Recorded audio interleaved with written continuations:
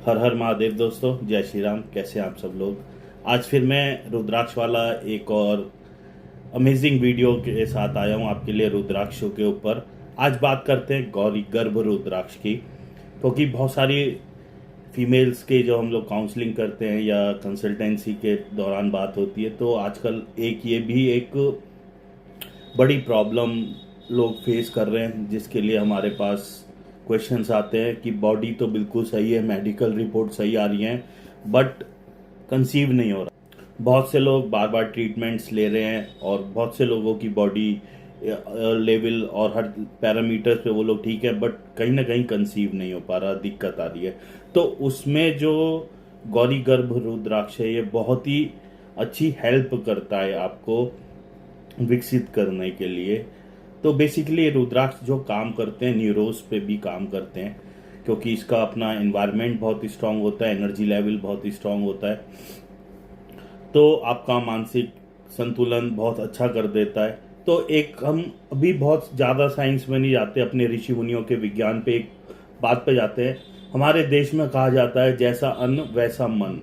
कारण क्या है, ऐसा क्यों कहा गया? जैसा खाओगे, जैसे एनवायरनमेंट में रहोगे, आपका मन भी वैसा होगा, और जैसा मन होगा वैसा ही शरीर बनता चला जाएगा।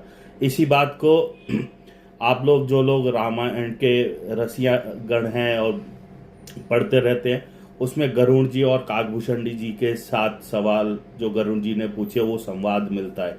तो उसमें मोटी मोटी बात करें तो ये देखा जाता है कि इंसान के कैसे कैसे मानसिक विकारताओं के कारण उसके शरीर में कैसे कैसे दिक्कतें यानी कि बीमारियां आती हैं।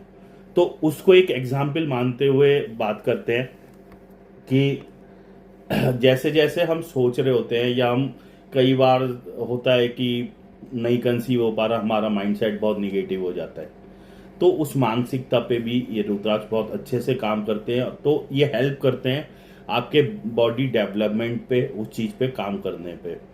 तो क्योंकि हम बहुत बड़ी बड़ी बातें करना, ये हो जाएगा वो हो जाएगा, पर बिलीव नहीं करते।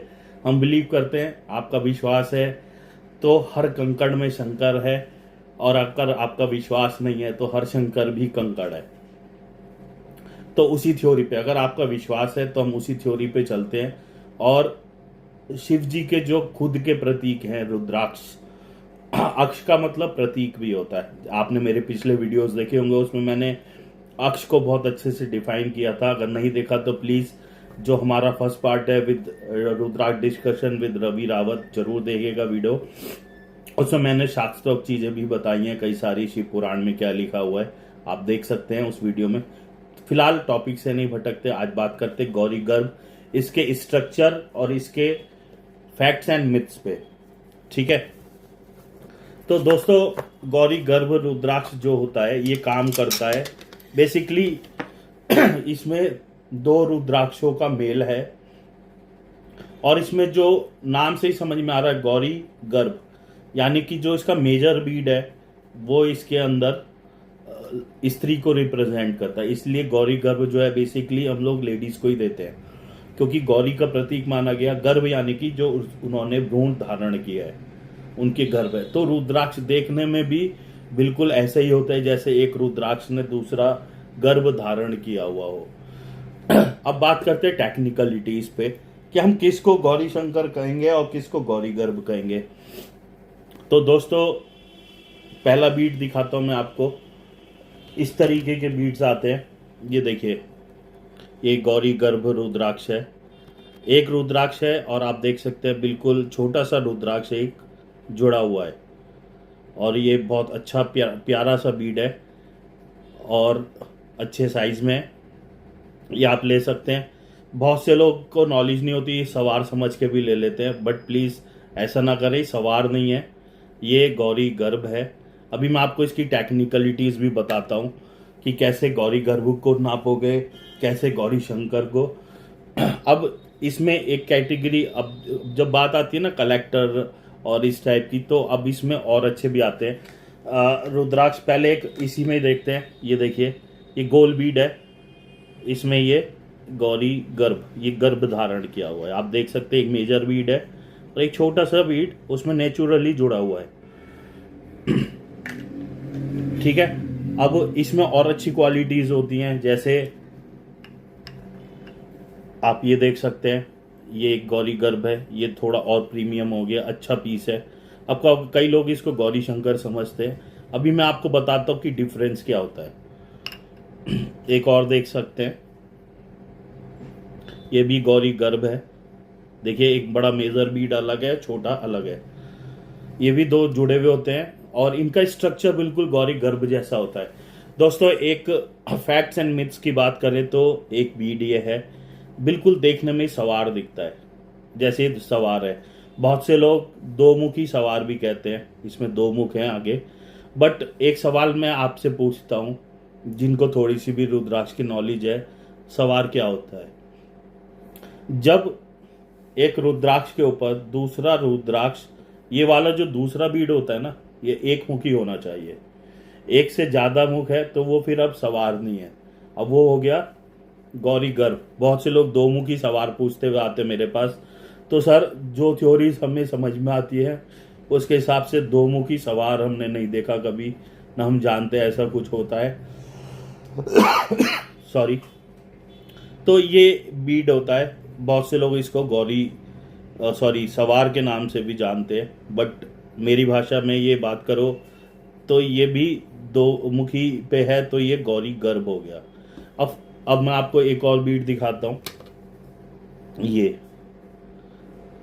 ये गौरी शंकर है, ये गौरी गर्भ नहीं है। कारण अब देखो इसमें फर्क क्या है। अब आप दोनों बीट्स देखोगे साथ साथ, आपको समझ में आएगा इसका स्ट्रक्चर।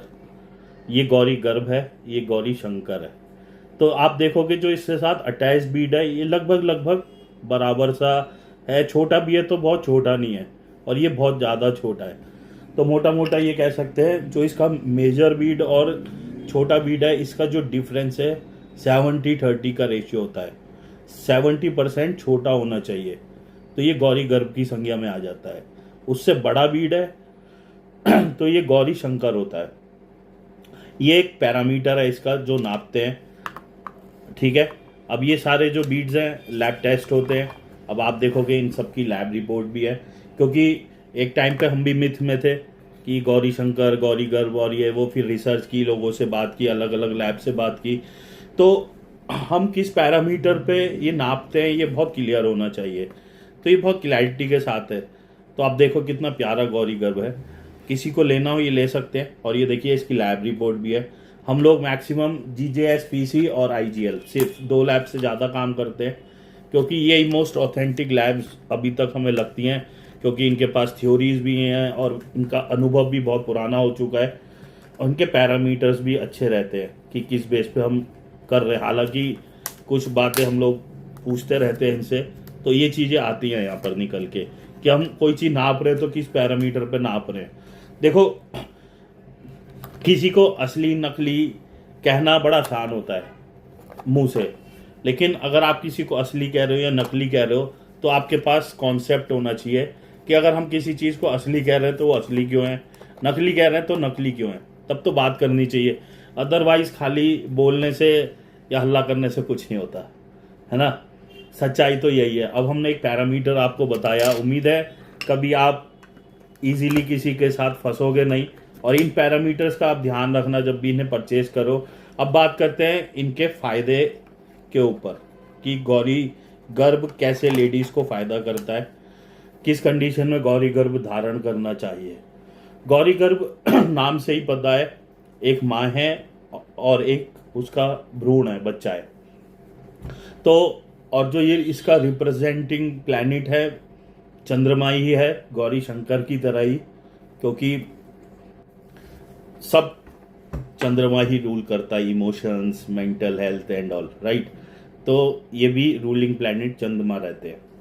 तो अब जैसे किसी माँ और बेटे के रिलेशंस, बेटी के रिलेशंस अच्छे नहीं हैं, यानी कि माँ के उसके संतान के साथ, चाहे वो गर्भ में हो तो गर्भ के समय बहुत अत्यंत पीड़ा हो जाना, कॉम्प्लिकेशंस जिसको हम कहते हैं, उस टाइप की चीज़ें होते रहना, उन लेडीज़ के लिए गौरी गर्भ पहनना बहुत अच्छा रहता है। दूसरा,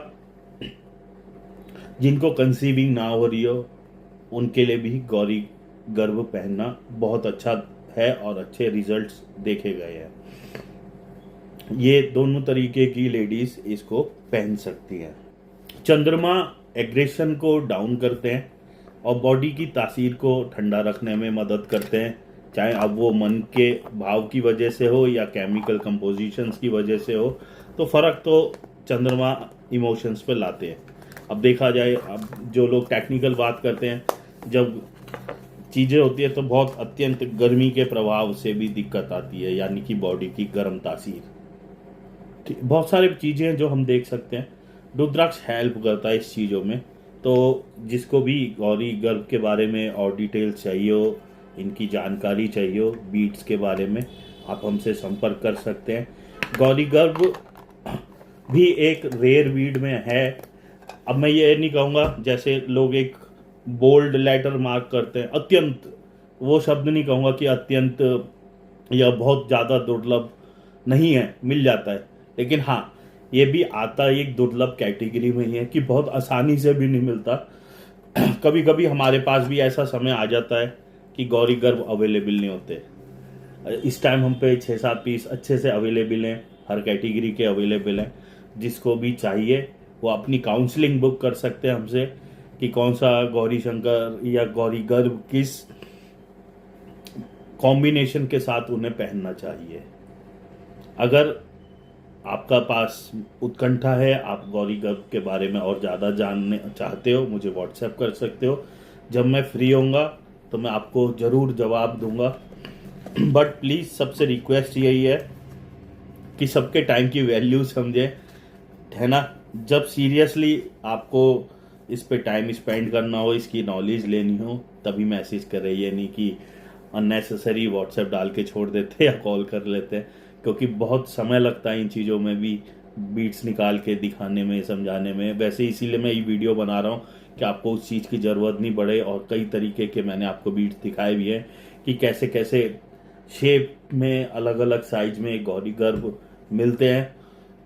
तो उससे आप अनुमान लगा सकते हैं, ठीक है। तो उम्मीद है आपको वीडियो पसंद आया होगा। जब इस वीडियो को कंप्लीट देख लें, अपने कमेंट्स ज़रूर डालें और हमें अपने सवाल भेजते रहा करें। अच्छा लगता है कि आप लोगों के साथ रुद्राक्ष की नॉलेज शेयर करने का एक माध्यम हम बन पाते हैं। और दोस्तों, ये चैनल आपका अपना चैनल है, ये कहने की कोई बात नहीं है, क्योंकि इस चैनल पे मैं जो भी वीडियोस लाता हूँ वो आप लोगों के किसी ना किसी के कहने के बाद ही वो वीडियो बनाए जाते हैं। तो अपने सवाल भेजते रहें और प्लीज़ चैनल सब्सक्राइब कर लें और जो भी वीडियो देखें उस पर लाइक कमेंट जरूर करें, ताकि पता रहता रहे कि आप लोग हमारा वीडियो देखते हो और उससे नॉलेज लेते हो, या कुछ भी चीज़ आपके माइंड में आए जिसके बारे में आपको संदेह हो, प्लीज़ मुझे बताना। अगर मुझे नॉलेज होगी आपके लिए तुरंत वीडियो बना दूंगा, नॉलेज नहीं होगी तो मैं उसकी नॉलेज को गेन करके आपके लिए वो टॉपिक लेके आऊँगा। मैं क्योंकि ये मानता हूँ कोई भी पूर्ण नहीं है, और जब हम समुद्र में जाते तब पता लगता है कि समुद्र और कितना गहरा है। तो हम जितना आप लोगों के सवालों के जवाब देने की कोशिश करते हैं, तब भी पता लगता है कि हम कितना कम जानते हैं, अभी और कितना जानना है। तो कभी भी हम अपने आप को पूर्ण नहीं मानते। तो लेकिन जिस चीज़ की नॉलेज प्रॉपर होती है वो आपके साथ शेयर की जाती है, जिसके जो प्रामाणिक तथ्य हैं वो लाए जाते हैं, थ्योरीज लाई जाती हैं। आज एक गौरी गर्भ की वीडियो जो मैं लाया हूँ, ये भी मैंने लैब वालों से, पुराने विशेषज्ञों से, किताबों से, हर चीज़ से पढ़ के, रिसर्च करके जो ऑथेंटिक चीज़ समझ में आई वो आप तक पहुंचाई है, कि इतनी जगह का निचोड़ आप तक पहुंचा दिया जाए। क्योंकि कहने को कुछ भी कहा जा सकता है, ये है वो है, 10-15 लोग इन्फ्लुएंस ही हो जाते हैं। मैं उस थ्योरी में बिलीव नहीं करता।